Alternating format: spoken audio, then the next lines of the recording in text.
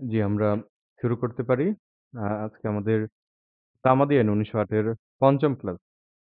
আজকে আমরা হচ্ছে তামাদি আইনের যে ড্রাফটিং গুলো আছে, বিশেষ করে যে মুসাবিদা, বিশেষ করে আপনাদের হচ্ছে তামাদি আইন থেকে যে ড্রাফটিংটা বেশি আসে, ৫ ধারার যে মুসাবিদাটা আছে, সেটা আমরা পড়ব। পাশাপাশি হলো আমরা ৪ ধারা থেকে প্রবলেম কোয়েশ্চেন এবং ৬ ধারা থেকে প্রবলেম কোয়েশ্চেন পড়ার চেষ্টা করব ইনশাআল্লাহ। তো আমরা শুরু করতে পারি। ৪ ধারা দিয়ে শুরু করতেছি। আমাদের ৪ ধারায় কি বলা আছে? তামাদি আইনের ৪ ধারায় বলা আছে, আদালত বন্ধ থাকা অবস্থায় যদি তামাদির মেয়াদ শেষ হয়, সেক্ষেত্রে করণীয় কি? তা আদালত বন্ধ থাকা অবস্থায় যদি তামাদির মেয়াদ শেষ হয়, তাহলে সেক্ষেত্রে আদালত যেদিন খুলবে, সেদিন কি করা যাবে?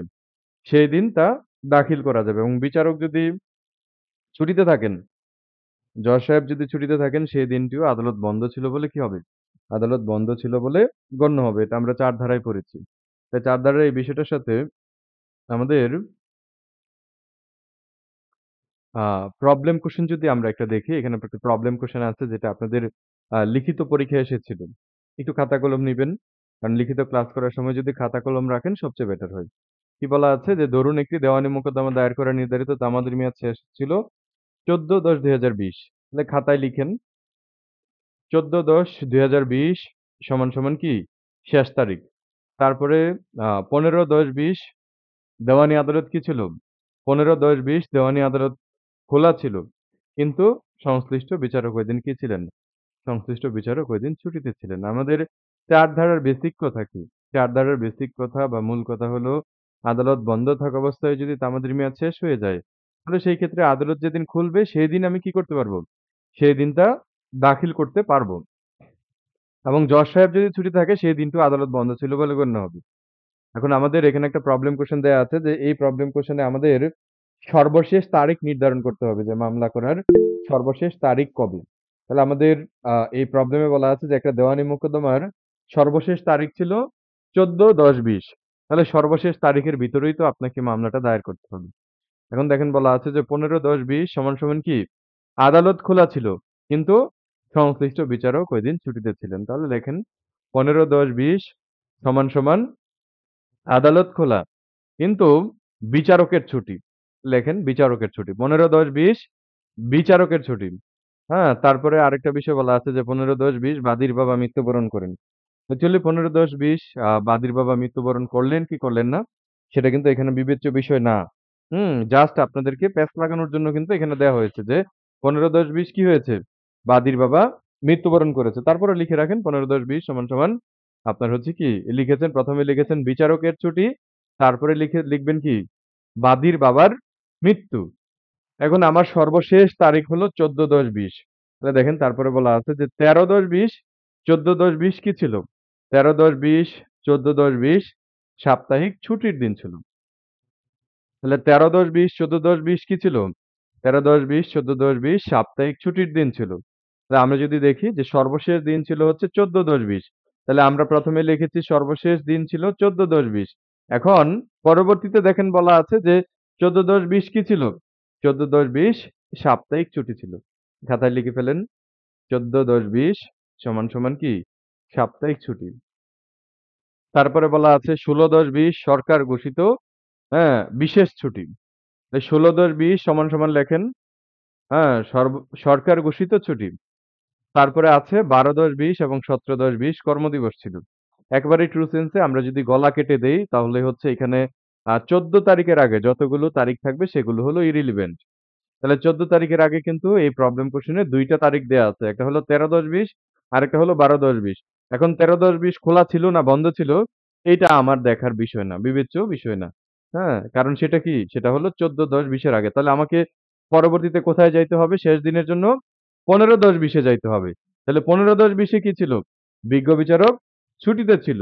তাহলে আমাকে তারপরের দিনে যাইতে হবে ১৬/১০/২০। তাহলে ১৬/১০/২০ এ কি ছিল? দেখেন ১৬/১০/২০ এ সরকার ঘোষিত বিশেষ ছুটি ছিল। তাহলে সরকার ঘোষিত ছুটি থাকলে তারপরে কোথায় যাইতে হবে? তারপরে হলো ১৭/১০/২০। তাহলে ১৭/১০/২০ কর্মদিবস ছিল।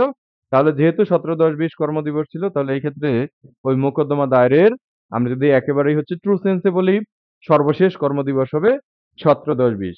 কিন্তু এখানে ১৫/১০/২০ এ দেখেন একটা টুইস্ট দেয়া আছে। টুইস্টটা কি ছিল? যে দেওয়ানি আদালত খোলা ছিল কিন্তু সংশ্লিষ্ট বিচারক ঐদিন কি ছিলেন? সংশ্লিষ্ট বিচারক ঐদিন ছুটিতে ছিলেন। তাহলে দেওয়ানি আদালত খোলা, কিন্তু সংশ্লিষ্ট বিচারক কি? সংশ্লিষ্ট বিচারক ঐদিন ছুটিতে ছিলেন। দেওয়ানি আদালত খোলা ছিল, সংশ্লিষ্ট বিচারক ছুটিতে ছিল। তাহলে বিচারকের ছুটি আদালত বন্ধ ছিল বলে গণ্য হবে। কিন্তু দেওয়ানি আদালত যদি খোলা থাকে, তাহলে সেই ক্ষেত্রে ওই মামলাটা কোথায় দায়ের করা যাবে? মামলাটা হচ্ছে সেরেস্তাদারের নিকট দায়ের করা যাবে। তাহলে সেরেস্তাদারের নিকট যদি দায়ের করা যায়, তাহলে সেই ক্ষেত্রে সর্বশেষ তারিখ হবে 15/10/20। আর যদি সেরেস্তাদারের নিকট দায়ের করা না যায়, সেরেস্তাদার যদি না থাকে, তাহলে সর্বশেষ এই মামলা দায়েরের সর্বশেষ তারিখ হলো 17/10/20। আমি আপনাদেরকে আনমিউট করতেছি। আপনারা বুঝেছেন কিনা সেটাই হলো। আপনারা বুঝতে পেরেছেন? স্যার সেরেস্তাদার এই শীটটা কি স্যার আমাদের কি পিডিএফ দিছিলেন স্যার এটা? না, না, এগুলো আপনাদেরকে দেইনি, এখন দিব না, কিছুদিন সময় লাগবে। স্যার একটু জি, কথা বলতে স্যার আমি সোহাগ জি। বলছি স্যার। একজন একজন করে বলেন, ৩ জন আনমিউট করেছেন একসাথে। সোহাগ ভাই বলেন। আচ্ছা ঠিক আছে স্যার আমি অফ করছি। জি, জি, স্যার সোহাগ ভাই আমি বলেন। বলতে চাচ্ছি যে হ্যাঁ। এটা বিচারক ছুটিতে থাকলেও স্যার সেরেস্তাদার কি মামলা নিতে বাধ্য না স্যার? হ্যাঁ, সেরেস্তাদার অবশ্যই মামলা নিতে পারবেন। এনিহাও যদি উনি না নেই তাহলে উনি কি অপরাধ করবেন না স্যার? আইন ভঙ্গ করবেন? এটা আপনার হচ্ছে মানে কোশ্চেনের বিষয়। সেরেস্তাদার থাকলে মামলা নিয়ে নেবে ভাই। না স্যার আপনি একটু আগে বললেন যে সেরেস্তাদার মামলা নিবে না বা এরকম কিছু বললেন। না, সেরেস্তাদারও যদি না থাকে, সেরেস্তাদারও নাই। সেরেস্তাদার থাকলে তো অবশ্যই মামলা নিবে। সেরেস্তাদার না থাকলে সেক্ষেত্রে আপনার আর তো কিছু করার নাই। তাহলে সেক্ষেত্রে আপনি আদালতে তখন স্যার এটা এটা স্যার করতে পারবেন। আমাদের দিয়ে কাউন্ট হবে না স্যার ওই দিনটা নাকি? না, না, না, count হবে না। নুরুল আলম ভাই, আপনি এটা তো আনমিউট করে বসে আছেন। নুরুল আলম ভাই। এটা তো মূল মামলার ক্ষেত্রে নাকি আপিলের ক্ষেত্রে এটা? সব কিছুর ক্ষেত্রে। সব কিছুর ক্ষেত্রে। স্যার জি। স্যার তাহলে প্রথমত হচ্ছে আমরা এই 5 তারিখ আমার মামলা দায়েরের শেষ তারিখ, তো সেই ক্ষেত্রে আদালত বন্ধ আছে। সেই ক্ষেত্রে আমি 6 তারিখে করতে পারবো। এখন 6 তারিখে বিচারক ছুটিতে আছে, সেই ক্ষেত্রে আমি 7 তারিখে যাব। 7 তারিখে কর্মদিবস। একেবারে একটু সংক্ষেপে বলি, সবাই একটু মিউট করবেন, হ্যাঁ? আমরা যদি গল্প আকারে বলি, ধরেন আপনি একজন অ্যাডভোকেট। এখন আপনার একটা মামলা দায়ের করতে হবে। সেই মামলার সর্বশেষ তারিখ হলো 14/10/20। কিন্তু আজকেই ধরেন হচ্ছে 14/10/20, কিন্তু আজকে শুক্রবার। আজকেই 14/10/20, কিন্তু আজকে কি? আজকে হলো শুক্রবার। তাহলে আজকে যদি শুক্রবার হয়, তাহলে আপনি মামলা কবে দায়ের করতে পারবেন? 15/10/20, অর্থাৎ শনিবারে দায়ের করুন। কিন্তু শনিবারও তো কোর্ট বন্ধ। তাহলে শনিবারও দায়ের করতে পারবেন না। তাহলে 15/10/20 ও কি হবে? বাদ যাবে। তারপরে যাবেন হচ্ছে 16/10/20। এখন 16/10/20 রবিবার কোর্ট খোলা, কিন্তু বিশেষ কারণে সরকার ঘোষিত বিশেষ ছুটি। তাহলে রবিবারেও যদি সরকার ঘোষিত বিশেষ ছুটি থাকে, তাহলে সেক্ষেত্রে আপনি কোন তারিখে দায়ের করতে পারবেন? 17/10/20। এখন 17/10/20 অর্থাৎ সোমবার দিন কর্মদিবস ছিল। এই ক্ষেত্রে আপনি সোমবারে কি করতে পারবেন? সোমবারে মামলা দায়ের করতে পারবেন। আরেকটা বিষয় হলো, ধরেন হচ্ছে 14/10/20 বা 15/10/20 বা 16/10/20, 17/10/20 এর ভিতরে যেকোনো তারিখেই যদি এরকম থাকে যে বিভিন্ন কারণগুলো বলছে যে কোর্ট বন্ধ বা আপনার হচ্ছে সরকারি ছুটি, হ্যাঁ? যেটাই বলুক না কেন, সেক্ষেত্রে যদি সেরেস্তাদার থাকেন, আপনি দেখেন এখানে আমাদের প্রবলেম কোয়েশনে কিন্তু বলা আছে যে 15/10/20 এ দেওয়ানি আদালত খোলা ছিল। তার মানে এখানে আমরা ধরে নিতে পারি, যেহেতু দেওয়ানি আদালত খোলা ছিল, সেই কারণে সেরেস্তাদারও ছিল। তার মানে আমরা আ প্রবলেম কোয়েশনটা কিন্তু এভাবে সাজাবো যে 15/10/20 এও মামলা দায়ের করা যাবে, সেক্ষেত্রে যদি কি থাকেন? হ্যাঁ, দেওয়ানি আদালত খোলা থাকার সময় যদি সেরেস্তাদার থাকেন। আর 17/10/20 as usual, যদি আপনার সর্বশেষ কর্মদিবস আমরা চিন্তা করি, তাহলে সেক্ষেত্রে আপনার সর্বশেষ মামলা দায়েরের আমাদের মেয়াদ হবে কত তারিখ? আপনার হচ্ছে 17/10/20। Thank you very much. তারপরে আপনাদের আবার কোয়েশ্চেন নিচ্ছি। আমরা হচ্ছে ৫ ধারা পড়ে আসি। ৫ ধারায় কি বলা আছে? বিলম্ব মার্জনা মওকুফ। তামাদি সময়সীমা বৃদ্ধি। আমাদের এই তামাদি আইন ১৯০৮ এ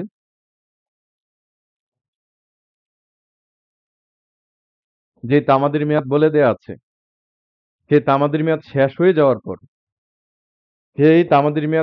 যাওয়ার পর, কেউ যদি মামলা আপিল বা দরখাস্ত দায়ের করে, সেটার ফলাফল কি? সেটার ফলাফল হলো কি হবে? ফলাফল হলো খারিজ হবে। তার মানে তামাদি মেয়াদন্তে দায়েরকৃত মামলার ফলাফল কি? তামাদি মেয়াদন্তে দায়েরকৃত মামলার ফলাফল হলো ৩ ধারায় বলা আছে খারিজ। কিন্তু ৫ ধারায় এসে বলতেছে যে ৫ ধারাটা হলো সরাসরি ৩ ধারার বিপরীত। দেওয়ানি মূল মোকদ্দমা ব্যতীত বাকি যে বিষয়গুলো আছে যেমন হলো appeal, review, revision, leave to appeal, দরখাস্ত এই সকল ক্ষেত্রে আপনি যদি আদালতকে স্যাটিসফাই করতে পারেন যে উপযুক্ত কারণে আপনি তামাদির মেয়াদের মধ্যে ব্যবস্থা গ্রহণ করতে পারেননি, সেটা আপনাকে আদালতকে অবশ্যই স্যাটিসফাই করতে হবে। যদি আপনি আদালতকে স্যাটিসফাই করতে পারেন তাহলে এই ৫ টা বিষয়ে আদালত কি করতে পারেন? আদালত সময়সীমা বৃদ্ধি করতে পারেন। তাহলে দেওয়ানি মূল মোকদ্দমা ব্যতীত বাকি যে বিষয়গুলো আছে appeal, review, revision, leave to appeal, অন্যান্য দরখাস্ত এগুলোর ক্ষেত্রে আপনি আদালতকে স্যাটিসফাই করতে পারলে আদালত আপনাকে কি করবেন? সময়সীমা বৃদ্ধি করবেন, কন্ডোনেশন অফ ডিলে করবেন। তবে দেওয়ানি মূল মোকদ্দমার ক্ষেত্রে এই তামাদিনের ৫ ধারা কি হবে না? তামাদিনের ৫ ধারা প্রযোজ্য হবে না। একেবারেই ট্রু সেন্স এ যদি আমরা বোঝার চেষ্টা করি, ধরেন আপনি একটা মামলার বিবাদী। আপনার বিরুদ্ধে একটা মামলা হয়েছে কিন্তু সেটা আপনি জানেন না। আপনার বিরুদ্ধে যে মামলা হয়েছে এই সম্পর্কে আপনি কি না? এই সম্পর্কে আপনি অবগত না। তো আপনি আপনার বিরুদ্ধে মামলা হলো, মামলা হয়ে তা অবশেষে সেটা কি হলো? একতরফা রায় হলো, একতরফা ডিক্রি হয়ে গেল। তাহলে একতরফা ডিক্রি যদি হয় বিবাদীর বিরুদ্ধে, সেক্ষেত্রে বিবাদী কি করতে পারবেন? আমরা জানি কি? বিবাদী হচ্ছে একতরফা ডিক্রি রদের আবেদন করতে পারবেন। তাহলে বিবাদীর বিরুদ্ধে যদি একতরফা হয়, তাহলে বিবাদী কি করতে পারবেন? নয় আদেশের ১৩ বিধি অনুযায়ী একতরফা ডিক্রি রদের আবেদন করতে পারবেন। কত দিনের মধ্যে করতে পারবেন? ৩০ দিনের মধ্যে করতে পারবেন। এখন বিবাদী যদি একতরফা ডিক্রি রদের আবেদন বা দরখাস্ত যে ৩০ দিনের মধ্যে করবেন, হ্যাঁ? সেক্ষেত্রে যদি উনি ৩০ দিনের মধ্যে করতে না পারেন তাহলে সেক্ষেত্রে কি হবে? সেক্ষেত্রে আপনি হচ্ছে তামাদিনের ৫ ধারায় কি করতে পারবেন? তামাদিনের ৫ ধারায় কন্ডোনেশন অফ ডিলে বা সময়সীমা বৃদ্ধি আপনি হচ্ছে পিটিশন দিতে পারবেন। তাহলে আমাদের এই ৫ ধারা মূল মামলার ক্ষেত্রে প্রযোজ্য না। কিন্তু অন্যান্য যে বিষয়গুলো আছে, আপিল বলেন, দরখাস্ত বলেন, রিভিউ বলেন, রিভিশন বলেন, এগুলোর ক্ষেত্রে কি হবে? এগুলোর ক্ষেত্রে প্রযোজ্য হবে। ওকে, আমরা একটা প্রবলেম কোয়েশ্চেন দেখতেছি। সেই প্রবলেম কোয়েশ্চেন অনুযায়ী আমরা হচ্ছে ৫ ধারার যেই ড্রাফটিং একেবারেই সহজ। আমি সবাইকে বলতেছি আপনারা যারা মুসাবিদা নিয়ে দ্বিধাদ্বন্দ্বে আছেন, মুসাবিদা সবচেয়ে সহজ।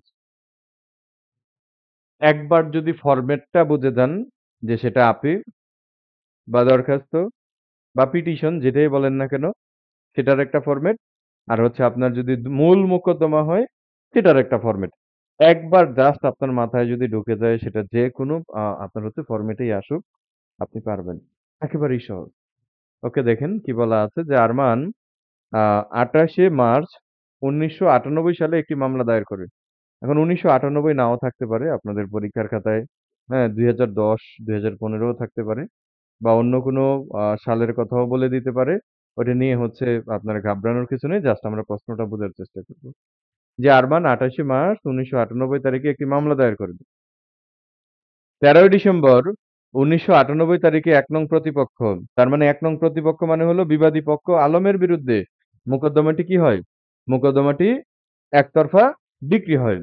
১ নং প্রতিপক্ষ ৩ মাস পরে দেওয়ানি আইনের ৯ আদেশের ১৩ বিধি অনুযায়ী একতরফা ডিক্রি রদের আবেদন করল। উক্ত আবেদনটি ৯ আদেশের ১৩ বিধি অনুযায়ী বিলম্ব মওকুফের আবেদন ছাড়াই গ্রহণযোগ্য কিনা? কোন গ্রাউন্ডে, কোন আইনের ধারা অনুযায়ী বিলম্ব মওকুফ করা যায়? বিলম্ব মওকুফের একটি দরখাস্তের মুসাবিদা তৈরি করুন। তার মানে আমরা যদি একেবারেই ট্রু সেন্স এ বলি যে আরমান আলমের বিরুদ্ধে একটা মামলা করছে। সেই মামলায় আলম হাজির হয়নি, বিবাদী উপস্থিত হয়নি। যেহেতু বিবাদী উপস্থিত হয়নি, সেই কারণে কি হয়েছে? বিবাদীর বিরুদ্ধে একতরফা ডিক্রি হয়েছে। তাহলে বিবাদীর বিরুদ্ধে যদি একতরফা ডিক্রি হয়, তাহলে বিবাদী কি করতে পারবেন? সেই একতরফা ডিক্রি রদের আবেদন করতে পারবেন বা বাতিলের আবেদন করতে পারবেন। তাহলে সেই একতরফা ডিক্রি রদের আবেদন কত দিনের মধ্যে করতে হবে? নয় আদেশের ১৩ বিধির আ আপনার হচ্ছে একতরফা ডিক্রি ৯ আদেশের ১৩ বিধি অনুযায়ী একতরফা ডিক্রি রদের আবেদন করতে পারবেন এবং একতরফা ডিক্রি যদি হয় তামাদিনের ১৬৪ অনুচ্ছেদ অনুযায়ী বিবাদী কি করতে পারবেন?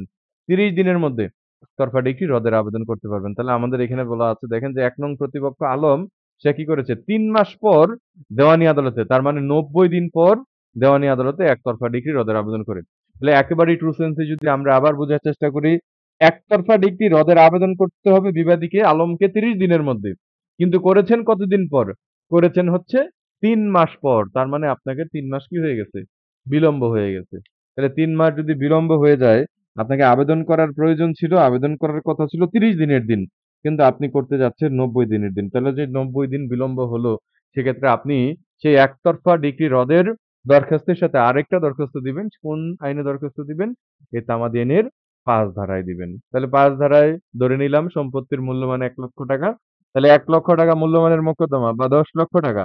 ৳১,০০,০০০ কম হয়ে যায় ৳১০,০০,০০০। তাহলে ৳১০,০০,০০০ মূল্যমানের মোকদ্দমা কোন আদালতে করতে হবে? ৳১০,০০,০০০ মূল্যমানের মোকদ্দমা করতে হবে হচ্ছে কোন আদালতে? করতে হবে হচ্ছে আপনার সহকারী জজ আদালতে। তাহলে আমরা হচ্ছে একটা পিটিশন তৈরি করি।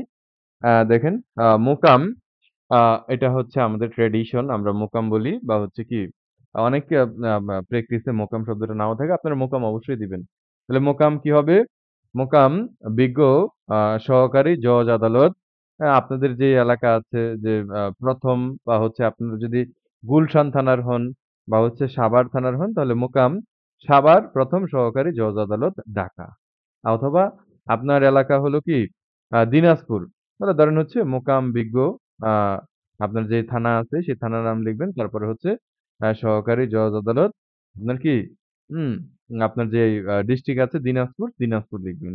বা যদি আপনাদের প্রবলেম কোয়েশ্চেন এ ওই আপনার হচ্ছে জেলার নাম বলে দেয়া থাকে তাহলে সেই জেলার নামই লিখবেন। যেহেতু আমাদের উপরের প্রবলেম কোয়েশ্চেন এ জেলার নাম দেয়া নেই, সেই কারণে আমরা হচ্ছে নিজেদের মতো করে একটা বসিয়ে নিয়েছি। তারপরে দেওয়ানি বিবিধ মামলা নাম্বার। যেহেতু আমরা হচ্ছে কি করতেছি? একটা দরখাস্ত দিচ্ছি।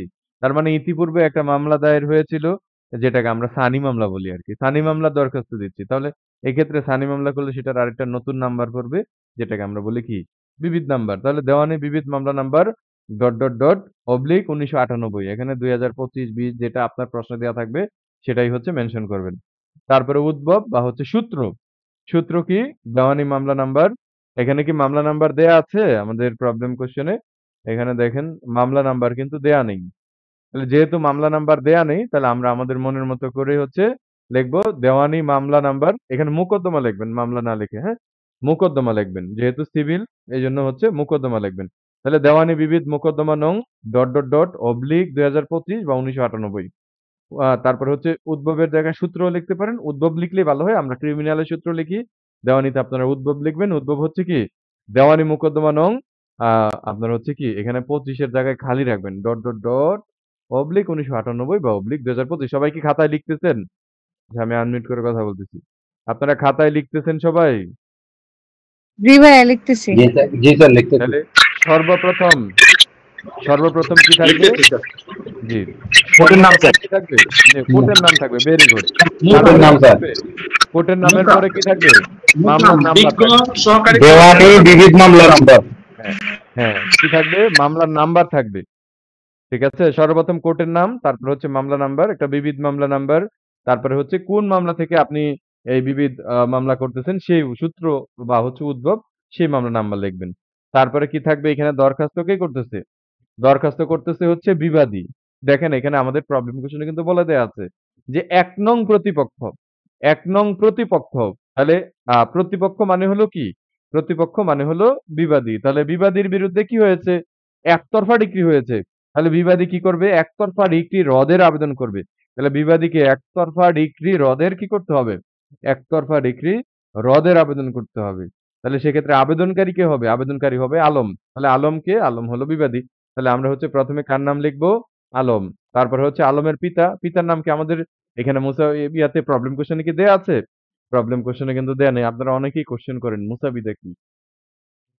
বিভিন্ন জায়গা থেকে কোয়েশ্চেন করেন। মুসাবিদা হলো আপনাদের যেটাকে আমরা বলি বা ইংরেজিতে বলি হচ্ছে ড্রাফটিং বলি বা আপনারা যদি ড্রাফটিং মনে রাখতে না পারেন সেটা হলো আমরা কোর্টে যেই মামলা লিখি বা হচ্ছে দরখাস্ত দেই বা যাই আপনার হচ্ছে লিখে জমা দেই সবগুলোকেই আপনারা হচ্ছে আইনের ভাষায় আপনাদের মতো করে আপনারা মুসাবিদা বলতে পারেন বা ড্রাফটিং বলতে পারেন। ড্রাফটিং আপনাদের লিখিত পরীক্ষায় আগে হচ্ছে অনেক আগে আসতো। এখন আবার রেগুলার যে পরীক্ষাগুলো হচ্ছে সেখানে আমরা দেখতে পাচ্ছি যে ড্রাফটিং আসে এবং বিশেষ করে আমরা যখন এমসিকিউ পরীক্ষায় কৃতকার্য হয়ে যাই, তখন আমাদের এই ড্রাফটিং এর যে একটা ভীতি, সেই ভীতিটা কিন্তু আমাদের থেকে যায়। আমরা সবাই হচ্ছে ভয়ে থাকি যে ড্রাফটিং মনে হয় খুব কঠিন বিষয়। অ্যাকচুয়ালি আমি আপনাদেরকে এনশিওর করতেছি আপনাদের আ লিখিত পরীক্ষায় ড্রাফটিং কখনোই কঠিন বিষয় না। এটাকে কোনোভাবেই কঠিনভাবে নেওয়া যাবে না। বিলিভ করেন আপনারা যদি আজকে আমার সাথে আপনারা খাতায় লিখেন দেন আপনারা নিজের মতো করে যে হেতুবাদগুলো আছে, এই হেতুবাদগুলো আপনারা হচ্ছে একেবারে নিজের মতো করে নিজের ভাষায় লিখবেন। যে আপনি হচ্ছে ৫ নাম্বারেরটা ৭ নাম্বারে লিখেছেন বা ৭ নাম্বারেরটা ৫ নাম্বারে লিখেছেন। হেতুবাদগুলো এগুলো আপনার হচ্ছে কোনো বিষয় না। আচ্ছা, আরেকটা বিষয় আপনাদেরকে মেনশন করে দেই। বিশেষ করে ড্রাফটিং লেখার সময় আপনারা উপরে হচ্ছে ৩ ইঞ্চি জায়গা রাখবেন। উপরের দিকে কয় ইঞ্চি? উপরের দিকে হলো ৩ ইঞ্চি। আর বাম দিকে কয় ইঞ্চি? বাম দিকে হলো ২ ইঞ্চি। আর অন্যান্য ক্ষেত্রে আপনারা হচ্ছে অন্যান্য প্রশ্ন লেখার সময় আরেকটু কম রাখলেও হবে। কিন্তু মুসাবিদা লেখার সময় অবশ্যই আপনারা হচ্ছে এই জিনিসটা মেইনটেইন করার চেষ্টা করবেন। যে উপরে হলো ৩ ইঞ্চি আর বাম দিক থেকে হলো ২ ইঞ্চি। ওকে, তাহলে আমরা সর্বপ্রথম আদালতের নাম লিখলাম, তারপরে মামলার নাম্বার লিখলাম। যেহেতু এখানে বিবাদী আবেদন করতেছে তাই বিবাদীর নাম আগে লিখলাম। আলম সাহেব বিবাদী। পিতার নাম খালি থাকবে এখানে, হ্যাঁ?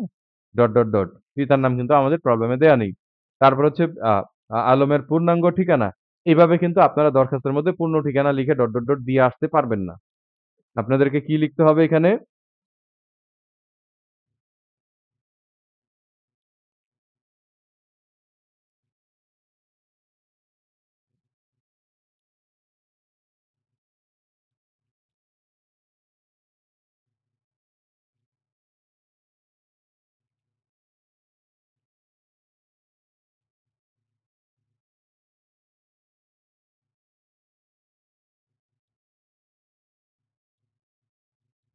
একটা মিনিট, সবাই একটু যুক্ত থাকবেন, হ্যাঁ? সবাই একটু যুক্ত থাকবেন।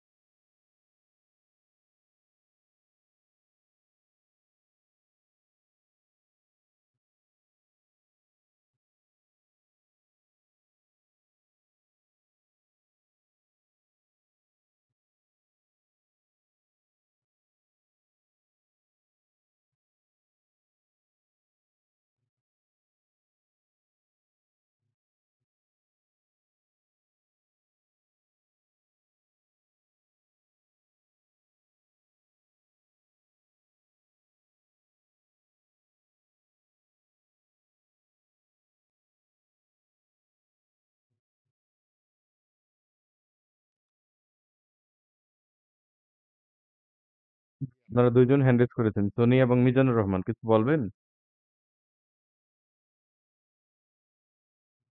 সনি এবং মিজানুর রহমান ভাই। হ্যালো,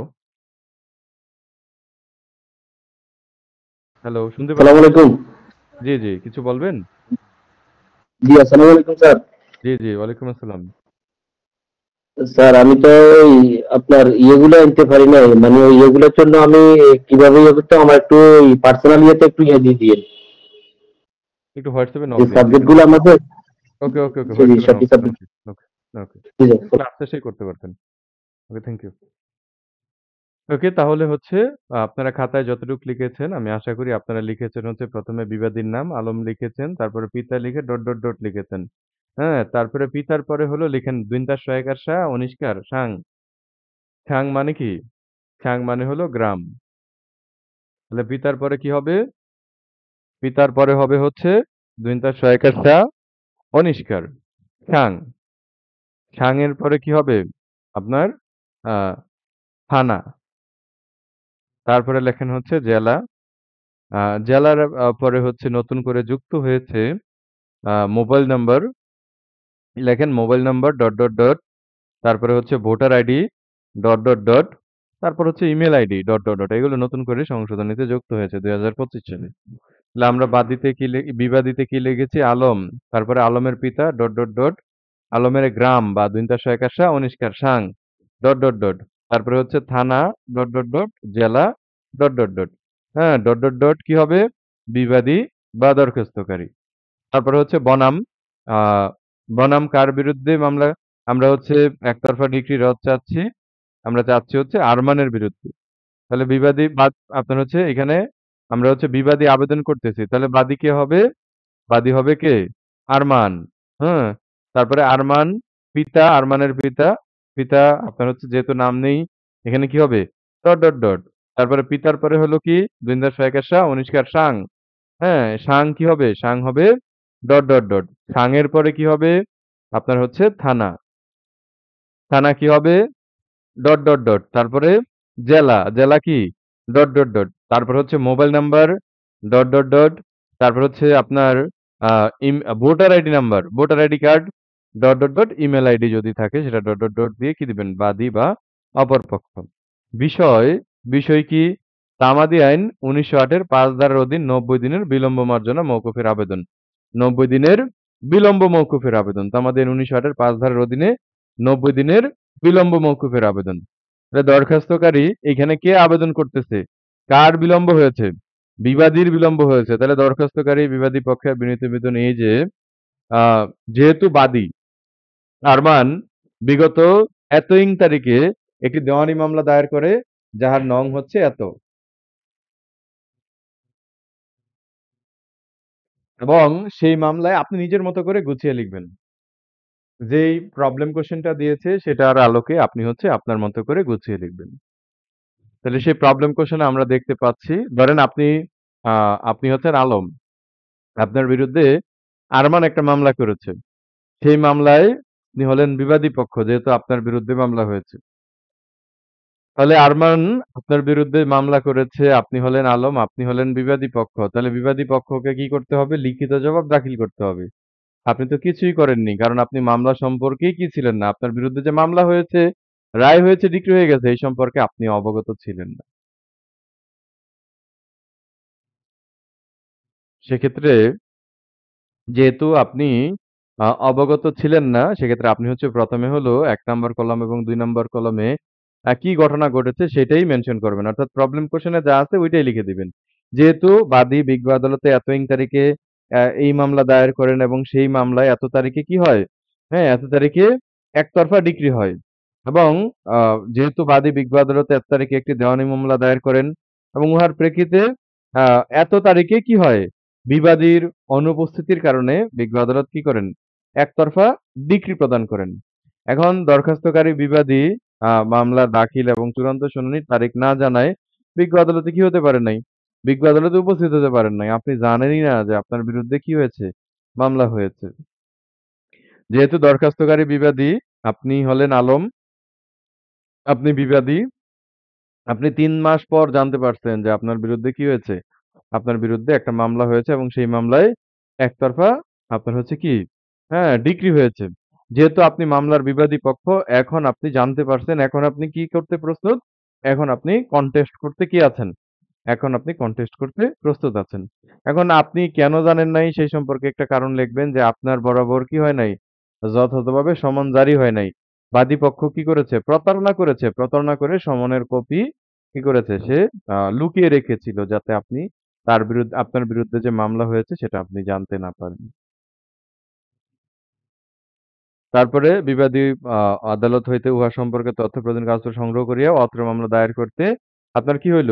৯০ দিন পর্যন্ত বিলম্ব হয়ে গেল এবং আপনার যে বিলম্ব হয়েছে যেহেতু আপনাকে আবেদন ৩০ দিনের মধ্যে করতে হবে কিন্তু আপনার ৯০ দিন বিলম্ব হয়ে গেছে।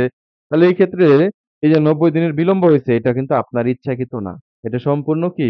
সম্পূর্ণ আপনার অনিচ্ছাকৃত। এখন এমত অবস্থায় তারপরে হচ্ছে as usual যে গ্রাউন্ড আছে ৭০ দিনের ন্যায় বিচারের স্বার্থে অত্র বিবিধ মামলা দায়ের দরখাস্তকারীর অনিচ্ছাকৃত বিলম্ব মার্জনা মওকুফ করতে শুনানির জন্য গ্রহণ করা একান্ত আবশ্যক।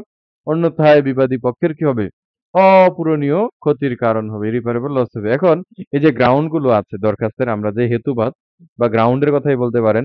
দরখাস্তের মধ্যে আমরা যে গ্রাউন্ড দিয়েছি যেই কারণে আমাদের দরখাস্তটা গৃহীত হবে বা হচ্ছে যেই হেতুবাদগুলো দিয়েছি, এই হেতুবাদগুলো কিন্তু আপনার এই যে উপরের যে প্রবলেম কোয়েশ্চেন আছে সেই প্রবলেম কোশ্চেন থেকেই কিন্তু নেয়া হয়েছে মেক্সিমাম। শুধু অ্যাজ ইউজুয়াল কিছু গ্রাউন্ড আছে যে আপনার সাথে প্রতারণা করা হয়েছে। এই কারণে আপনার বরাবর নোটিশ জারি হয়নি। এই কারণে আপনার বরাবর সমন জারি হয়নি। যেই কারণে আপনার বিরুদ্ধে যে মামলা হয়েছে সেটা আপনি জানেনই না।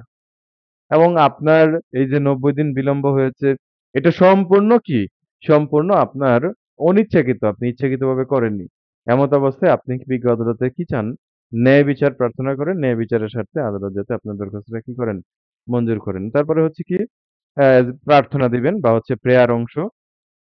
তাহলে প্রেয়ারে কি থাকবে? অতএব বিজ্ঞ আদালতের নিকট দরখাস্তকারী বিবাদী পক্ষের বিনীত নিবেদন এই যে, হ্যাঁ, উপরোক্ত অবস্থা এবং করোনার দিনে ন্যায় বিচারের স্বার্থে আপনার যে বিলম্ব হয়েছে ৯০ দিন, এখানে ৬০ দিন টাইপ মিস্টেক হয়েছে। ৯০ দিন যে অনিচ্ছাকৃত বিলম্ব হয়েছে, সেই বিলম্ব মার্জনা মওকুফ করত বিবিধ মোকদ্দমাটি শুনানোর জন্য গ্রহণ করিয়া সুবিচার করিতে বিজ্ঞ আদালতের সুমর্জি হয়। তারপরে আপনি হচ্ছে আপনার নাম লিখবেন এবং তারিখ দিবেন এবং এরকম সদস্য আদেশের জন্য দরখাস্তকারী কি থাকবেন? চিরকৃতজ্ঞ থাকবেন। তাহলে এই যে দরখাস্ত তামাদিনের ৫ ধারা এটা আমরা বারবার বলতেছি কি দরখাস্ত। তাহলে যেহেতু দরখাস্ত তাহলে দরখাস্ত শেষে কি থাকবে? দরখাস্ত শেষে থাকবে হচ্ছে হলফনামা। তাহলে এই যে হলফনামাটা আছে এটা ঠাড়া মুখস্থ করবেন। এখন এই মুখস্থ করা কিন্তু কঠিন হবে না। কেন কঠিন হবে না? এটা হলো জাস্ট খাতায় ১ বার ২ বার লিখবেন। তাহলে কি লিখবেন? যে আপনি কে? আমি হলাম আলম। তাহলে আলম লিখবেন যেহেতু আলম আপনাদের এই প্রবলেম কোয়েশনে দেয়া আছে। তাহলে আলমের পিতা দেয়া নাই। তাহলে সেক্ষেত্রে আলমের পিতার জায়গায় কি রাখবেন? আলমের পিতার জায়গায় হচ্ছে খালি রাখবেন। তারপরে ঠিকানা।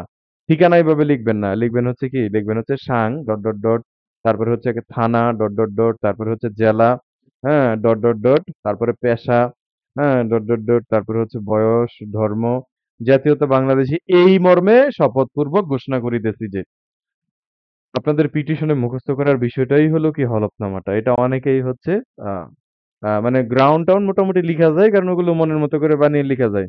কিন্তু এই হলফনামা তো আর আপনি বানিয়ে লিখতে পারবেন না। কারণ সবগুলো হলফনামায় একই রকম থাকবে।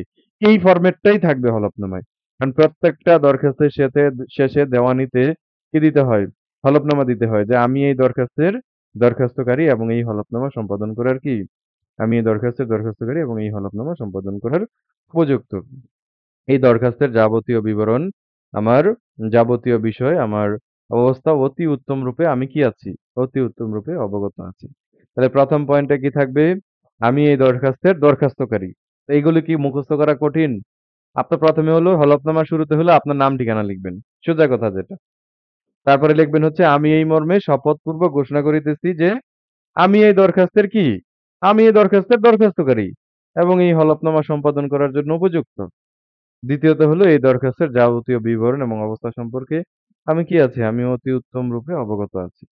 এবং অত্র হলফনামার সাথে সংযোজিত যে বিষয়গুলো আছে, সেগুলো আমার জ্ঞান এবং বিশ্বাস অনুসারে ওগুলো কি সত্য এবং শুদ্ধতা। শুদ্ধ জেনে অদ্য এতইং তারিখে এত ঘটিকার সময় আদালতের হলফনামা কমিশনারের সামনে উপস্থিত হয়ে কি করলাম?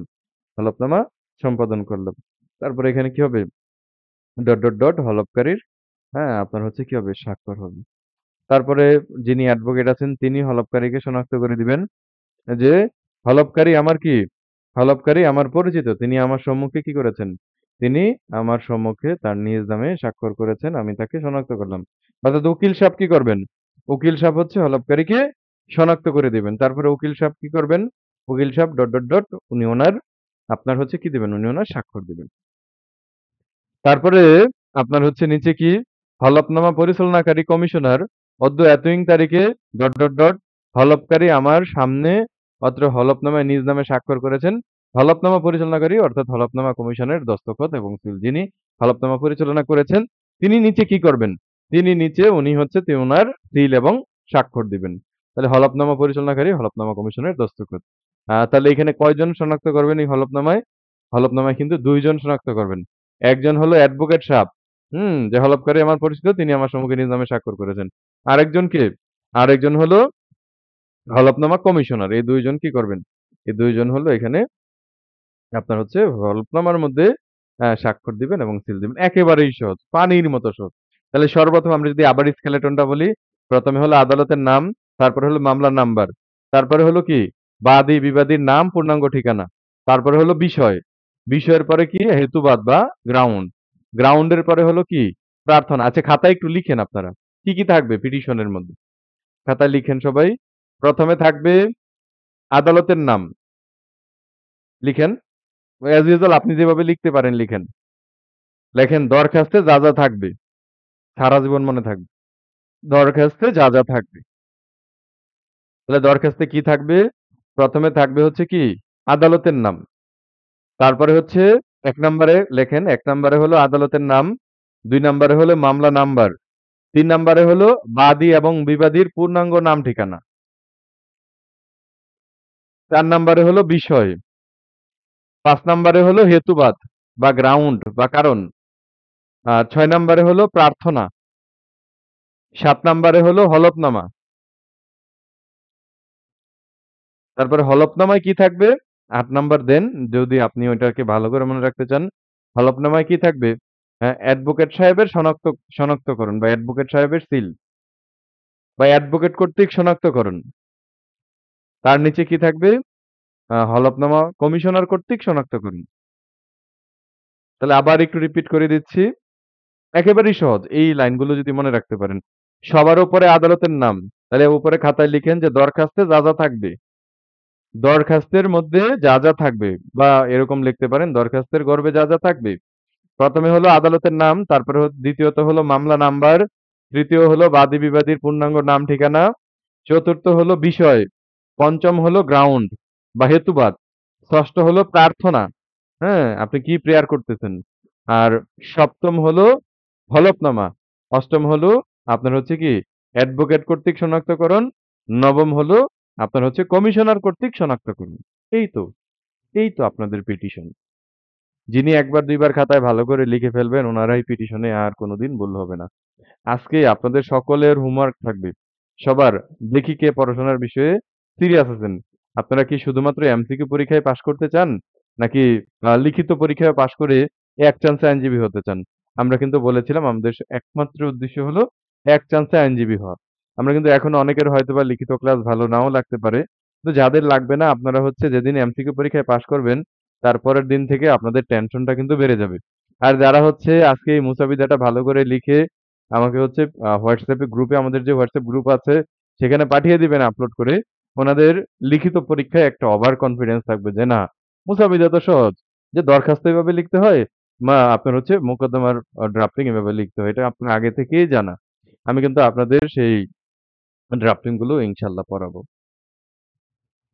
ওকে, থ্যাংক ইউ ভেরি মাচ। আমরা হচ্ছে এখন চলে যাব হচ্ছে ৬ ধারায়। ৬ ধারায় আমরা একটা প্রবলেম কোয়েশ্চেন পড়বো। আ দেখি আমরা আমাদের ৬ ধারায় কি আছে। ৬ ধারায় আছে হচ্ছে লিগ্যাল ডিসেবিলিটি বা বৈধ অপারগতা। তাহলে বৈধ অপারগতা কয়টি? বৈধ অপারগতা হলো ৩ টি। কি, কি? বৈধ অপারগতা? বৈধ অপারগতা হলো ৩ টি। কি, কি? পাগল, নাবালক এবং জড়বুদ্ধ। পাগল, নাবালক এবং কি? পাগল, নাবালক এবং জড়বুদ্ধ। তাহলে একজন ৬ ধারায় কয়টা সাবসেকশন আছে? ৬ ধারায় হলো আমাদের টোটাল ৪ টা সাবসেকশন আছে। ৬ এর ১ এ বলা আছে হচ্ছে একটি অপারগতার কথা, ৬ এর ২ বলা আছে ২টি অপারগতার কথা, আর ৬ এর ৩ এ বলা আছে অপারগ অবস্থায় যদি মৃত্যু হয়, আর ৬ এর ৪ এ বলা আছে মৃত্যু হওয়ার পর বৈধ প্রতিনিধিরাও যদি অপারগতায় থাকে তাহলে সেই ক্ষেত্রে তারা কি পাবেন? ৬ এর ১ এবং ৬ এর ২ এর যে সুবিধা, সেই সুবিধাটা কিন্তু পেয়ে যাবেন। এটা আমরা বিস্তারিত পড়েছিলাম এমসিকিউ ক্লাসে। জাস্ট আমরা হচ্ছে এখন প্রবলেম কোয়েশ্চেন দেখব। প্রবলেম কোয়েশ্চেনটা লাউডলি পড়বেন হচ্ছে আম কাকে সুযোগ দেয়া যায় লাউডলি পড়ার জন্য? জি, মেহেদী ভাই শুনতে পাচ্ছেন? জি, বাপ্পি মেহেদী ভাই। আপনি হচ্ছে আমাদের এই প্রবলেম কোয়েশ্চেনটা ভালো করে পড়বেন। সুন্দর, সুন্দর করে। প্রবলেম কোয়েশ্চেন 1 হ্যাঁ, দরখাস্তের ৯ নাম্বারটা কি বলছিলেন আরেকবার একটু বলতেন যদি? হলফনামা কমিশনারের দস্তখত বা হলফনামা কমিশনার লিখে রাখবেন। এটা কিন্তু জাস্ট আপনাকে বুঝানোর জন্য বলেছি। হুম? ওইটা হচ্ছে কি মানে ওইটা আপনি কাল্পনিকভাবে মনে রাখলে একবারে পরীক্ষার হল পর্যন্ত আপনি লিখে আসতে পারবেন। জি। স্যার হ্যালো জি, জি, পড়েন। বিপ্লব ভাই মিউট করেন। জি, সবাই মিউট করে দেন। অন্যরা সবাই মিউট করে দেন। জি। জি প্রবলেম কোশ্চেন 1 নাবালক থাকাকালীন সময়ে ক এর মামলা করার অধিকার জন্মে সাবালক হওয়ার আগেই মারা যায় এবং উক্ত অধিকার তার নাবালক ছেলে ক্ষয়ের উপর বর্তায়। ক্ষয়ের বিরুদ্ধে তামাদির মেয়াদ কখন থেকে শুরু হবে আলোচনা করুন। আচ্ছা, এবার সবাই মিউট করে দেন। আমি আলোচনা করে দিচ্ছি। এই যে প্রশ্নটা আপনাদের কাছে হয়তোবা অনেক কঠিন মনে হচ্ছে যে প্রবলেম কোয়েশ্চেন। কিন্তু একেবারেই সহজ। পানির মতো সহজ। দেখেন কি বলেছে? নাবালক থাকাকালীন ক এর মামলা করার অধিকার জন্য। তাহলে ক হলেন আপনি, আপনার নাম হলো রহিম। তাহলে নাবালক থাকাকালীন রহিমের মামলা করার অধিকার জন্মে। রহিম নাবালক থেকে সাবালক হওয়ার আগেই মারা যায়। তাহলে রহিম কি হয়েছে? ওই নাবালক যে যখন ছিল তখন তার মামলা করার অধিকার তৈরি হয়েছে। এখন সে নাবালক থেকে সাবালক হওয়ার আগেই সে মারা গেছে, অর্থাৎ নাবালক অবস্থায় মারা গেছে। উক্ত অধিকার তার নাবালক ছেলে ক্ষয়ের উপর বর্তায়। তাহলে যখন রহিম মারা গেছে তখন রহিমের ছেলের নাম হলো করিম। করিমের উপর বর্তাইছে, কিন্তু করিমও কি? করিমও হলো নাবালক। তাহলে করিমও যদি নাবালক হয়, ধরেন আপনি বা হচ্ছে রহিম, তার একটা মামলা করার অধিকার অর্জন হয়েছে। কিন্তু যখন তার অধিকার অর্জন হয়েছে তখন সে পাগল ছিল। এখন পাগল অবস্থায় সে মারা গেছে। মারা যাওয়ার পর তার যে বৈধ প্রতিনিধি, তার যে ছেলে আছে, রহিমের ছেলে করিম, সে করিমের উপর বর্তাইছে। এখন দেখেন আমাদের প্রবলেম কোশ্চেনে বলা আছে করিমও নাবালক, অর্থাৎ উক্ত অধিকার তার নাবালক ছেলে ক্ষয়ের উপর বর্তায়, অর্থাৎ উক্ত অধিকার তার নাবালক ছেলে করিমের উপর বর্তায়। এখন করিমের বিরুদ্ধে তামাদির মেয়াদ গণনা কখন থেকে শুরু হবে? তাহলে করিমের বিরুদ্ধে তামাদির মেয়াদ গণনা কখন থেকে শুরু হবে? করিম যেদিন নাবালক থেকে সাবালক হবে সেদিন থেকে, অথবা করিম যেদিন পাগল থেকে সুস্থ হবে সেদিন থেকে শুরু হবে। অর্থাৎ ক্ষয়ের বিরুদ্ধে তামাদির মেয়াদ গণনা কখন থেকে শুরু হবে? খ যেদিন নাবালক থেকে সাবালক হবে সেদিন থেকে শুরু হবে। এখন আপনাদের কাছে কোশ্চেন, আপনারা বলবেন যে এই যে প্রবলেম কোশ্চেনটা, এটা ৬ এর সাবসেকশন কত থেকে আসছে? ৬ এর সাবসেকশন ভুলভাল বলা যাবে না। যিনি ভুল বলবেন ২০০ টাকা জরিমানা হবে এবং ইনস্ট্যান্ট আদায় করা হবে, গ্রুপ থেকে রিমুভ করে ছয়ের দেওয়া হবে। চার ধারা হ্যাঁ, ৬ এর ৪ দ্বারা। ছয়ের রাজমিন ভাই চার ধন্যবাদ, অসংখ্য ধন্যবাদ। এখন আপনি ৬ এর ৪ বলেছেন। কেন ৬ এর ৪ বলেছেন সেটা বলেন, ব্যাখ্যা করেন। কারণ স্যার ক নাবালক থাকা অবস্থায় মামলা করার অধিকারী হয়েছে। তিনি সাবালক হওয়ার পূর্বেই মারা গেছেন। এরপরে ক্ষয়ের ওপর নাবালক ছেলে ক্ষয়ের ওপর সেই মামলা করার অধিকার বর্তায়। যতদিন পর্যন্ত নাবালক থেকে সাবালক না হবেন ততদিন পর্যন্ত তামাদি গণনা বন্ধ থাকবে। আমরা ৬ ছয়ের এর চার ৪ এ ধারায় যখন বলা আছে। পড়েছিলাম, জি, আমরা ৬ এর ৪ যে পড়েছিলাম তখন আমরা বলেছিলাম যে আ পাগলের গোষ্ঠী পাগল, নাবালকের গোষ্ঠী কি? নাবালকের গোষ্ঠী নাবালক। পাগলের গোষ্ঠী পাগল, নাবালকের গোষ্ঠী কি? নাবালকের গোষ্ঠী নাবালক। তার মানে আমি পাগল। এখন আমি পাগল থাকা অবস্থায় মামলা করার অধিকার জন্ম হয়েছে। এখন আমি পাগল থাকাকালীন মারা গেছি। তাহলে সেক্ষেত্রে আমার যে ছেলে আছে তার উপর কি হবে? মামলা করার অধিকার তৈরি হবে। এখন আমার ছেলেও পাগল। তাহলে আমার ছেলেও যদি পাগল থাকে, তাহলে ছেলে যেদিন পাগল থেকে সুস্থ হবে সেদিন থেকে কি হবে? আমাদের মেয়াদ গণনা শুরু হবে। তাহলে আমাদের ৬ এর ৪ এ কি বলা আছে? আমরা ৬ এর ৩ থেকে যদি দেখি যে অপারগতা দূর না হতেই যদি মৃত্যু হয়, তাহলে এখানে মারা গেছে। মৃত্যু হলে তার যদি তার উক্ত অধিকার কার উপর বর্তাবে? তার উত্তরাধিকারী বা বৈধ প্রতিনিধির উপর বর্তাবে। অর্থাৎ বৈধ প্রতিনিধির উপর তামাদির মেয়াদ গণনা শুরু হবে। এখন বৈধ প্রতিনিধিও যদি পাগল নাবালক গর্ভবধ থাকে, তাহলে দেখেন ৬ এর ৪ এ বলা আছে অপরক ব্যক্তির মৃত্যুর পর তার উত্তরাধিকারী বা বৈধ প্রতিনিধিরাও যদি অপারগতায় থাকে, তাহলে সে উপধারা ৬ এর ১ এবং ৬ এর ২ এর যেই সুবিধা, সেই সুবিধাটা কিন্তু পেয়ে যাবেন। তাহলে এই ক্ষেত্রে কি পাবেন তারা? ৬ এর ১ এবং ৬ এর ২ এর যেই সুবিধা, সেই সুবিধাটা পেয়ে যাবেন। তাহলে বৈধ প্রতিনিধি যেদিন পাগল থেকে সুস্থ হবে, নাবালক থেকে সাবালক হবে, সেদিন থেকে তামাদির মেয়াদ গণনা শুরু হবে। তাহলে আমরা সুনির্দিষ্টভাবে মেনশন করে ৬ এর ৪ মেনশন করে কিন্তু উত্তর করতে হবে। আপনারা যারা শুধু ৬ দ্বারা মেনশন করে উত্তর করবেন, সেক্ষেত্রে আপনারা মার্ক কিন্তু এক্ষেত্রে কম পাবেন। ৮ ধারায় আমরা স্পেশাল এক্সেপশন পড়েছি বিশেষ ব্যতিক্রম। তো বিশেষ ব্যতিক্রমের যে ৩ টা উদাহরণ আছে, এই ৩ টা উদাহরণ কিন্তু আপনাদের লিখিত পরীক্ষার জন্য অনেক ইম্পোর্টেন্ট। এই ৩ টা উদাহরণ জাস্ট আমি আলোচনা করে দিচ্ছি। বিশেষ ব্যতিক্রম বা স্পেশাল এক্সেপশন এ আমরা পড়েছিলাম ৬ এবং ৭ দ্বারা যে আমরা আ আ লিগ্যাল ডিসেবিলিটি পড়েছিলাম, সেটা কোন ক্ষেত্রে প্রযোজ্য হবে না? লিগ্যাল ডিসেবিলিটিস এর যে গ্রাউন্ড, সেটা অগ্রকয়ের ক্ষেত্রে প্রযোজ্য হবে না। অর্থাৎ অগ্রকয়ের মামলার তামাদির মেয়াদ যেই ১ বৎসর, সেই ১ বৎসরের মধ্যে কি করতে হবে? অগ্রকয়ের মামলা করতে হবে। আচ্ছা, একটু ১ টা মিনিট সবাই যুক্ত থাকবেন।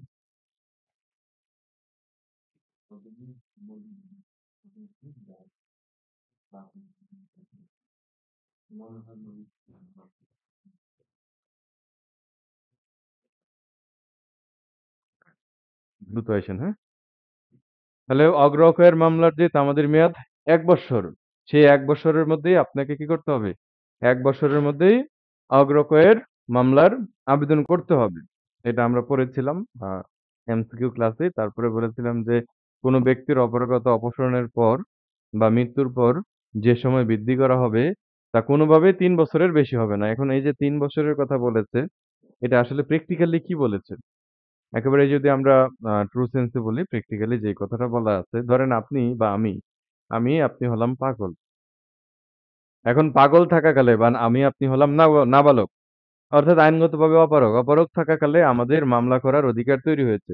তাহলে আপনি পাগল, আমিও পাগল। তাহলে আমাদের মামলা করার অধিকার তৈরি হয়েছে। কি মামলা? ধরেন স্থাবর সম্পত্তি পুনরুদ্ধারের মামলা। তাহলে আমাদের পাগল থাকাকালে স্থাবর সম্পত্তি পুনরুদ্ধারের মামলা করার অধিকার অর্জন হয়েছে। তাহলে সেই ক্ষেত্রে আপনার স্থাবর সম্পত্তি পুনরুদ্ধারের মামলা কত বছরের মধ্যে করতে হবে? স্থাবর সম্পত্তি পুনরুদ্ধারের মামলা করতে হবে হচ্ছে কত বছরের মধ্যে? ১২ বৎসরের মধ্যে। আমরা কোথায় জানি? তামাদিনের ১৪২ অনুচ্ছেদ অনুযায়ী জানি যে স্থাবর সম্পত্তি এবং ১৪৪ অনুচ্ছেদ অনুযায়ীও জানি স্থাবর সম্পত্তি পুনরুদ্ধারের মামলা করার তামাদির মেয়াদ হলো কত বছর? তামাদির মেয়াদ হলো ১২ বৎসর। কিন্তু আমিও পাগল, আপনিও পাগল। তাহলে মামলা করব কিভাবে?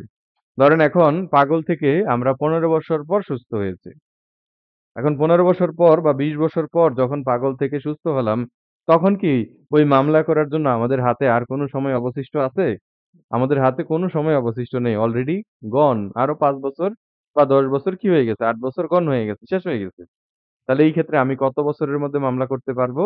আমাদের এই ৮ ধারার বিশেষ ব্যতিক্রমে বলা আছে। আমি যদি ৩০ বছরও পাগল থাকতাম, আপনি যদি ৩০ বছরও পাগল থাকতেন, ৩০ বছর পর যেদিন পাগল থেকে সুস্থ হয়েছেন, তারপর থেকে আপনি কি করতে পারবেন? তারপর থেকে আপনি ৩ বছরের মধ্যে মামলা দায়ের করতে পারবেন। এটাই ৮ ধারার কি? Special exception. স্পেশাল এক্সেপশন এ কি বলা আছে? যে কোনো ব্যক্তির অপরাগত অপসারণের পর বা মৃত্যুর পর যে সময় বৃদ্ধি করা হবে, তা কোনোভাবেই কত বছরের বেশি হবে না? কোনোভাবেই ৩ বছরের বেশি হবে না। তার মানে আপনি পাগল ছিলাম, ২০ বছর পর পাগল থেকে সুস্থ হয়েছি। ৩০ বছর পর পাগল থেকে সুস্থ হয়েছি। যেদিনই সুস্থ হব সেদিন থেকে আমি কি করতে পারবো? ৩ বছরের মধ্যে মামলা দায়ের করতে পারবো। আর যদি ঘটনাটা এরকম হয় যে আমি পাগল, আপনিও পাগল, মামলা করার অধিকার অর্জন হয়েছে। কিন্তু আমরা ১০ বছর পর পাগল থেকে সুস্থ হয়ে গেছি। মামলা করতে হবে কত বছরের মধ্যে? মামলা করতে হবে ১২ বছরের মধ্যে। কিন্তু আমরা পাগল ছিলাম কত বছর? পাগল ছিলাম হচ্ছে ১০ বছর। তাহলে সেই ক্ষেত্রে আমাদের মামলা করার জন্য হাতে আর কত বছর সময় অবশিষ্ট আছে? আমাদের মামলা করার জন্য হাতে আর ২ বৎসর সময় কি আছে? ২ বৎসর সময় অবশিষ্ট আছে। তাহলে আমাদের ৮ ধারায় বলতেছে মামলা করতে হবে ৩ বছরের মধ্যে। আমাদের অবশিষ্ট আছে হচ্ছে ২ বৎসর। তাহলে সেই ক্ষেত্রে কি হবে? সেই ক্ষেত্রে হলো অবশিষ্ট হলো কত বছর? অবশিষ্ট হলো আপনার ২ বৎসর। সেই ২ বছরের সাথে কি হবে? অতিরিক্ত হিসাবে আরো ১ বৎসর যোগ হবে। তাহলে অবশিষ্ট ১ বৎসর অতিরিক্ত কি? অতিরিক্ত হলো আপনার অবশিষ্ট ১ বৎসর অতিরিক্ত ২ বৎসর। সর্বমোট কত বছর হবে? সর্বমোট হবে ৩ বছর। তাহলে সর্বমোট কত বছরের মধ্যে মামলা করতে হবে? সর্বমোট হলো ৩ বছরের মধ্যে কি করতে হবে? ৩ বছরের মধ্যে মামলা করতে হবে। আচ্ছা, তাহলে আমরা উদাহরণগুলো যদি দেখি একটু আবার রিপিট করতেছি। ক নাবালক থাকাকালে মিরাস আদায়ের মামলা করার অধিকার লাভ করে। তাহলে মিরাসের মামলা কি? মিরাসের মামলা হলো মৃতের সম্পত্তির বন্টনের মামলা বা মৃতের উইলকৃত সম্পত্তির কি? মৃতের উইলকৃত সম্পত্তির বন্টনের মামলা। তাহলে মৃতের সম্পত্তির বন্টনের মামলা বা মৃতের উইলকৃত সম্পত্তির বন্টনের মামলাকে কি বলা হয়? হ্যাঁ, মিরাসের মামলা বলা হয়। তাহলে মৃতের সম্পত্তির বন্টনের মামলা বা মৃতের উইলকৃত সম্পত্তির যে বন্টনের মামলা সেই মামলাটাকে বলা হয় কি? সেই মামলাটাকে বলা হয় মিরাসের মামলা। তাহলে সেই মিরাসের মামলা করার তামাদির মেয়াদ কত বছর? তামাদিনের ১২৩ অনুচ্ছেদে বলা আছে সেই তামাদির মেয়াদ হলো কত বছর? তামাদির মেয়াদ হলো ১২ বছর। তাহলে এখানে আমাদের প্রবলেম কোশ্চেনে কি বলা আছে? যে ক নাবালক থাকাকালে মিরাস আদায়ের মামলা করার অধিকার লাভ করে। ইহার ১১ বৎসর পর সে সাবালক হয়। কত বছর পর সে সাবালক হয়েছে? ইহার ১১ বৎসর পর সে সাবালক হয়েছে। তাহলে আমরা বলতেছি মিরাসের মামলা করার তামাদির মেয়াদ হলো ১২ বছর। আপনি যদি ১১ বছর পর সাবালক হন, তাহলে ১২ থেকে যদি আমরা ১১ বাদ দেই, আপনার মামলা করার জন্য আর কত বছর সময় অবশিষ্ট থাকতেছে? আপনার মামলা করার জন্য আর ১ বৎসর সময় অবশিষ্ট থাকতেছে। তাহলে আমাদের ৮ ধারার বিশেষ ব্যতিক্রমে বলা আছে আপনি ৩ বছর সময় পাবেন, অথচ আপনি পাচ্ছেন হচ্ছে ১ বছর। তাহলে অবশিষ্ট আছে কত বৎসর? অবশিষ্ট আছে হচ্ছে ১ বছর। সেটার সাথে অতিরিক্ত হিসেবে কি হবে? অতিরিক্ত হিসাবে আরো ২ বছর যোগ হবে। ২ বছর যোগ হয়ে সর্বমোট কত বছর হবে? সর্বমোট হবে ৩ বছর। এটাই তো আমাদের কথা এখানে।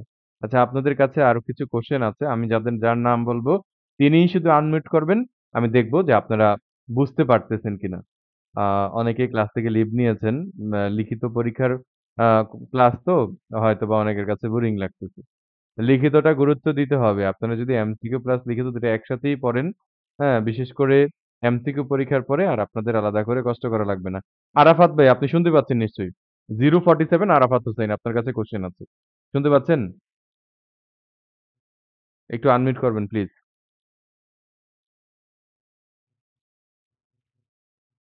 আনমিউট করা আছে? জি স্যার। জি। আপনার কাছে একটা ফ্যাক্ট বলতেছি, জি হ্যাঁ? জি মনোযোগ সহকারে শুনবেন। ফ্যাক্টটা হলো জি ধরেন জি আপনার একটা মামলা করার অধিকার অর্জন হয়েছে। কি মামলা? স্থাবর সম্পত্তি পুনরুদ্ধারের মামলা বা জি মিরাসের মামলাই ধরেন। তাহলে আপনার কিসের মামলা করার অধিকার অর্জন হয়েছে? জি জি মিরাসের মামলা করার। কিন্তু আপনি আইনগতভাবে অপারগ। হুম হুম আপনি কি? আপনি হুম আইনগতভাবে অপারগ। আপনি ১০ বছর পর সেই অপারগ থেকে কি হয়েছেন? স্বাভাবিক হয়েছেন বা সুস্থ হয়েছেন। তাহলে এই ক্ষেত্রে আপনি কত বছরের জি মধ্যে মামলা করতে পারবেন? 3 বছরের মধ্যে। তাহলে ৩ বছর কিভাবে হলো? আপনার বা কিভাবে যদি একটু বুঝিয়ে দিতেন? আপনি ১০ বছর পর সুস্থ হয়েছেন বা স্বাভাবিক হয়েছেন। জি, আপনার ওই যে নাবালক সাবালক হওয়ার পর যদি তামাদি মেয়াদের না থাকে মানে সে তার সময়টা ওভারকাম করে ফেলে তাহলে ওই মামলা 3 বছরের মধ্যে করার সুযোগ আছে। এটা আমাদের ইয়ের নাম্বার ধারায় আছে স্যার আমার। সেটা না। আমি যেটা জানতে চেয়েছি, আপনার আচ্ছা হাতে স্যার আর জি অবশিষ্ট কত বছর সময় আছে? আপনি যে ১০ বছর পর স্বাভাবিক হলেন, তাহলে আপনার হাতে মামলা করতে হবে ১২ বছরের মধ্যে। আপনার হাতে অবশিষ্ট কত বছর আছে? 2 বছর। অবশিষ্ট ২ বছর। আমাদের লিখিত জি পরীক্ষায় প্রবলেম কোয়েশ্চেন আসলে তো এভাবেই ব্যাখ্যা লিখে আসতে হবে। যে জি আমার হাতে অবশিষ্ট আছে কত বছর? ২ বছর। সেটার জি সাথে তামাদি আইন এর ৮ ধারার বিশেষ ব্যতিক্রম অনুযায়ী সেটার সাথে অতিরিক্ত হিসাবে কি হবে? অতিরিক্ত হিসাবে আরো ১ বছর যোগ হয়ে সর্বমোট হবে কত বছর? 3 বছর। সর্বমোট হবে ৩ বছর। ভালোভাবে উত্তর করলে হবে না, ব্যাখ্যা সহ লিখতে হবে লিখিত পরীক্ষায়। জি থ্যাংক জি ইউ ভেরি মাচ আরাফাত ভাই। নেক্সট কোয়েশ্চেন আপনি মিউট করে দেন। জি। আ আপনি মিউট করে দেন। নেক্সট কোয়েশ্চেন হলো আ দেলোয়ার হোসাইন, দেলোয়ার ভাই শুনতে পাচ্ছেন? জি জি ভাইয়া, আসসালামু আলাইকুম। ওয়ালাইকুম আসসালাম। আপনার কাছে কোয়েশ্চেন হলো ধরেন নাবালক থাকাকালে মিরাসাদের মামলা করার অধিকার লাভ করেন। ইহার ২১ বছর পর নাবালক না এটা ধরেন হচ্ছে পাগল থাকাকালে। পাগল থাকাকালে মিরাসাদের মামলা করার অধিকার লাভ করে। ইহার ২১ বছর পর সে পাগল থেকে সুস্থ হয়। এই ক্ষেত্রে সে কত বছরের মধ্যে মামলা করতে পারবে?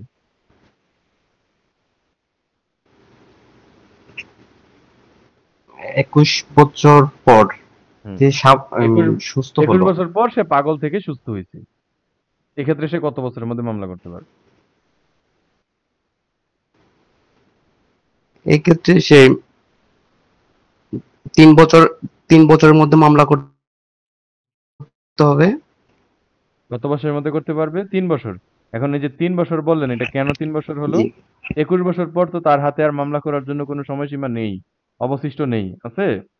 অবশিষ্ট নেই। তাহলে এখানে যে ৩ বছর বললেন, না, সেই ৩ বছর কেন হলো?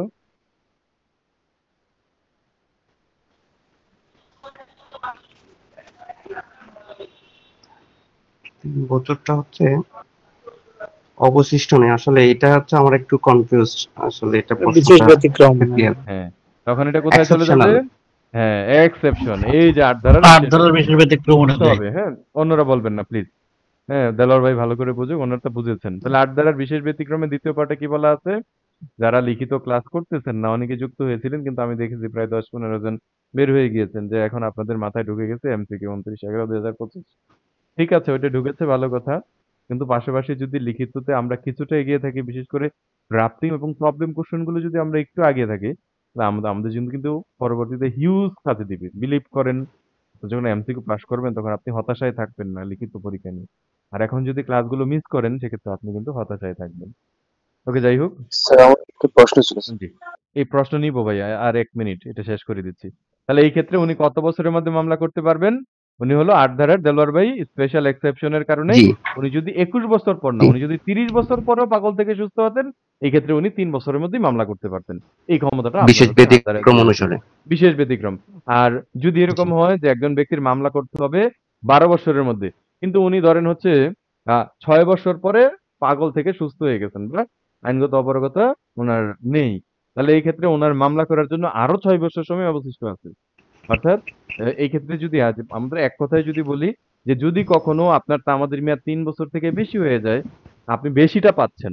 তাহলে বেশি জি হলে কি পাবেন? বেশি হলে বেশিটাই পাবেন। আর যখন কম হবে তখন কত বছর হবে? বেশি হলে তখন বেশিটা আর কম হলে ৩ বছর। ৩ বছর। Thank you very much. আপনাদের এখন কোশ্চেন নিয়েছি। Thank you. আপনাদের